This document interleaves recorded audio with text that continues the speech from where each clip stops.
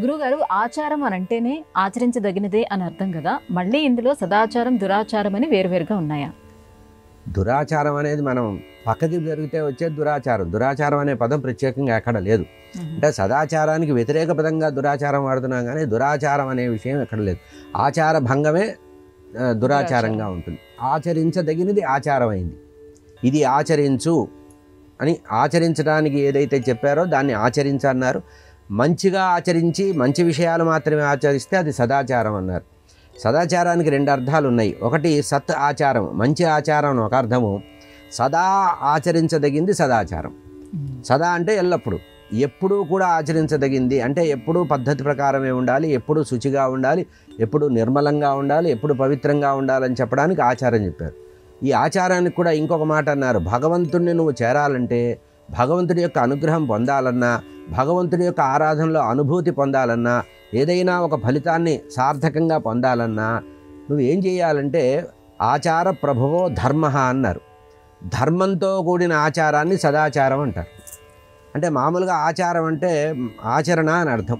మామూలుగా లౌకికంగా ఆచరిస్తే నీ ఆచారం ఏమిటయ్యా అంటారు. అంటే నీ యొక్క ప్రవర్తన ఏమిటని, వీడి ఆచారం ఏమిటో ఆలోచించి చెప్పండి అంటారు. అంటే అర్థం ఏంటంటే వాడి ప్రవర్తన ఎట్లాంటిది, వాడి బిహేవియర్ ఎట్లాంటిదని.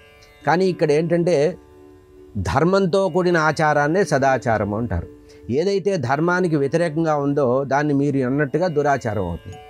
వేద విహితమైనదే ధర్మము, ఆ ధర్మయుక్తమైనదే సదాచారం. వేదంలో చెప్పబడింది మాత్రమే ధర్మం అవుతుంది. ఆ ధర్మంతో కూడినటువంటి ఆచరణే సదాచారం అవుతుంది.